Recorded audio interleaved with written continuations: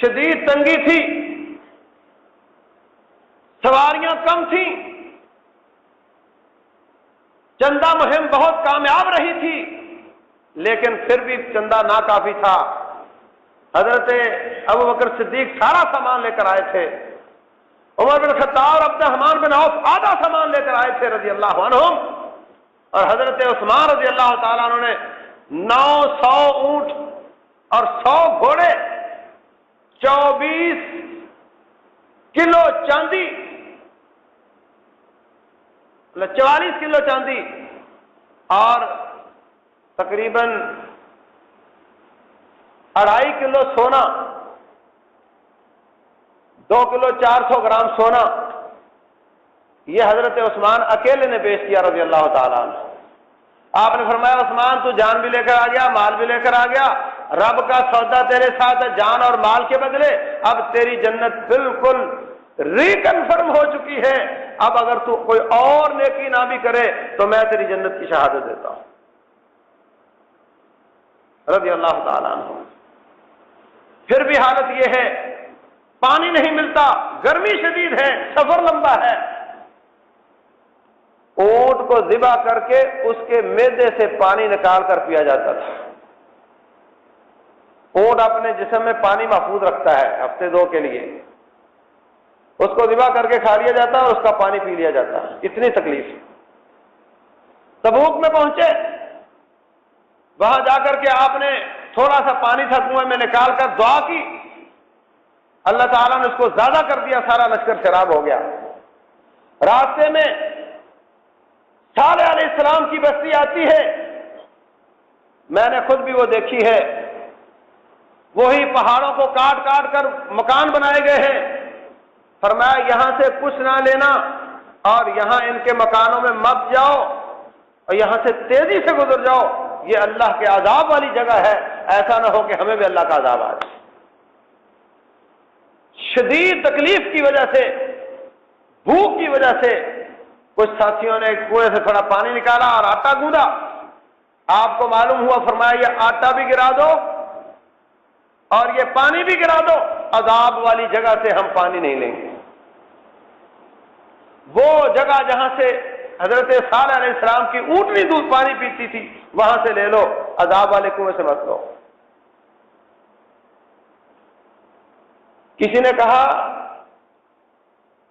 کعب بن مالک نہیں آئے، دوسرا کہتا ہے اس کو اپنے کپڑوں اور اپنے مضبوط کندھوں پر مسل پر فخر ہو گیا ہوگا، تو پہلا کہتا ہے ایسی بات نہ کر، ہو سکتا ہے کوئی وجہ ہو، اپنے بھائی کے بارے میں اچھا گمان کر۔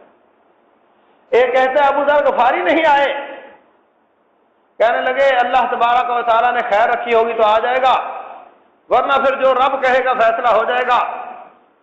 کچھ دیر کے بعد دور ایک سوار آتا نظر آیا، آپ نے فرمایا ابو ذر ہو جا، مطلب یہ کہ میں چاہتا ہوں کہ تو ابو ذر ہو۔ قریب آیا تو ابو ذر رضی اللہ تعالیٰ عنہ۔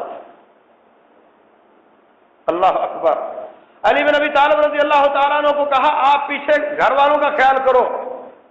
جب دیکھا کہ پورے مدینے میں سوائے منافقوں کے کوئی بھی نہیں، علی بن ابی طالب رضی اللہ تعالیٰ عنہ کی غیرت نے گوارا نہیں کیا، وہ بھی پیچھے چلے گئے۔ آپ نے فرمایا کہ میں نے آپ کو پیچھے چھوڑا تھا، اجی وہاں تو بہت رہنا مشکل ہو رہا تھا، عورتوں کے ساتھ میں بھی رہ جاؤں۔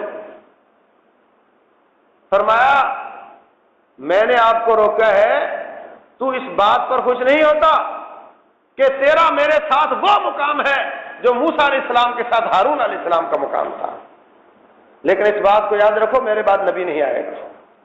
پھر ان کو واپس کر دیا۔ وہاں نبی صلی اللہ علیہ وسلم تقریباً 19 دن رہے۔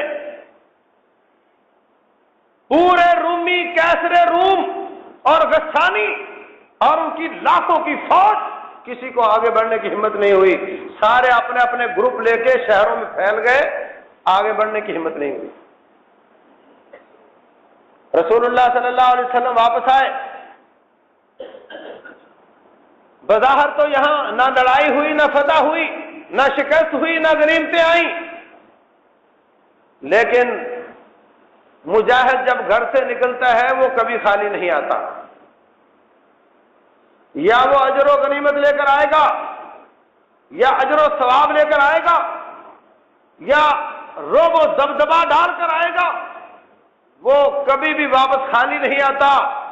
یہ واپس آئے عقیدر، دامت الجندل اور دوسرے تیسری بڑی بڑی پارٹیاں، وہ آ کر کے آپ کے سامنے وفد بھیج رہی ہیں اور معافیاں مانگ رہی ہیں اور معاہدے کر رہی ہیں اور غنیمتیں لا رہی ہیں، جزیہ لا رہی ہیں۔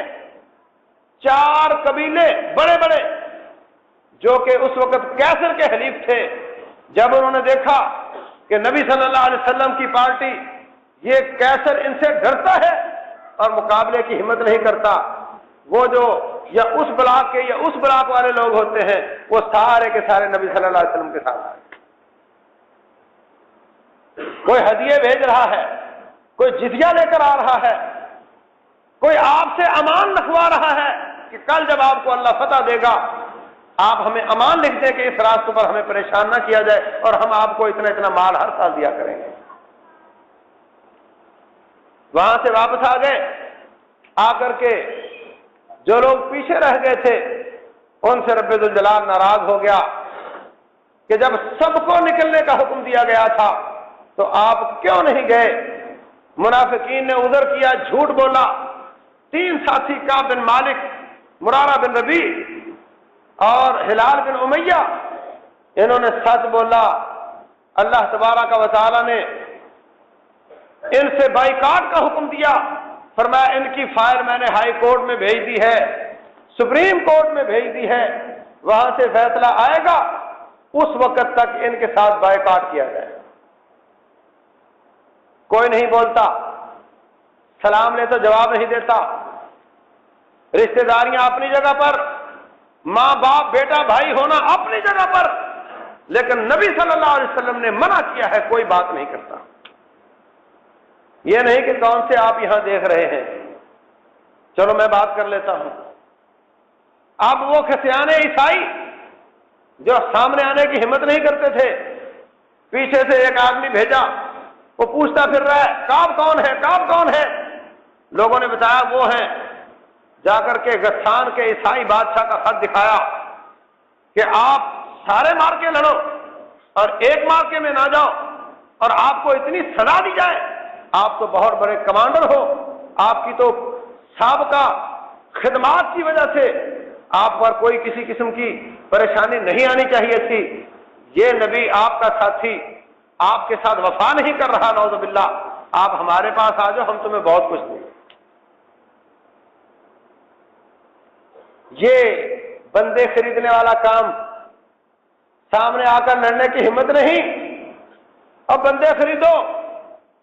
CIA جگہ جگہ ریٹائرڈ فوجی اور پولیس والے اور اپنے طالبان کھڑے کر کے اور اپنے طالبان کے نام پر بندے کھڑے کر کے ان کو مال دے کر، کوئی بلوچستان میں کچھ ادھر ادھر، ان کو خرید کر اپنے کام نکالنے کی کوشش کر رہے ہیں، اور جب پکڑے گئے تو سارا کچا کچا سامنے آ گیا۔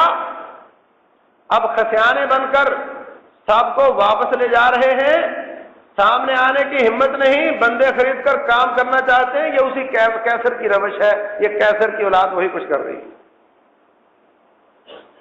لیکن کسی حد تک کامیاب کیوں ہوئے؟ کہ ہمارے ساتھیوں میں، لوگوں میں وہ والا ایمان نہیں۔ کعب بن مالک رضی اللہ تعالیٰ عنہ وہ رکا لے کر تندور میں ڈال دیتے ہیں اور فرماتے ہیں اگر قاصدوں اور سفیروں کو قتل کرنا جائز ہوتا تو میں تیری گردن کاٹ دیتا، تو نے میرے ایمان پر ڈاکہ ڈالا ہے، تو نے ہمیں اس طرح کے لوگ سمجھا ہے۔ اللہ اکبر۔ جب رب ذوالجلال نے دیکھا کہ سب امتحانوں میں پورے نمبر لے رہے ہیں تو 51 دن کے بعد ان کی توبہ قبول ہوئی۔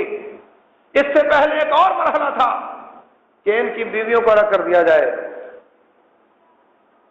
حضرت کعب کہتے ہیں باقی دونوں بھائی بزرگ تھے، ان کی بیویوں نے روٹی پکانے اور کپڑا دھونے کی اجازت مانگ لی خدمت کرنے کی کہ وہ خود نہیں کر سکتے۔ میں نوجوان تھا، میری بیوی کا یہ ادھر بھی نہیں بنتا تھا، اس لیے میری بیوی بھی الگ کر دی گئی۔ ارے نوجوانوں، بزرگ لوگ، بزرگ صحابہ اکرام سارے مارکوں میں نہ جائیں، سارے مارکوں میں جائیں، ایک مارکے سے پیچھے رہ جائیں، ان کو اللہ سزا دیتا ہے، ان کے بزرگوں کو سزا ملتی ہے، ہمارے جوان بھی معذور ہیں،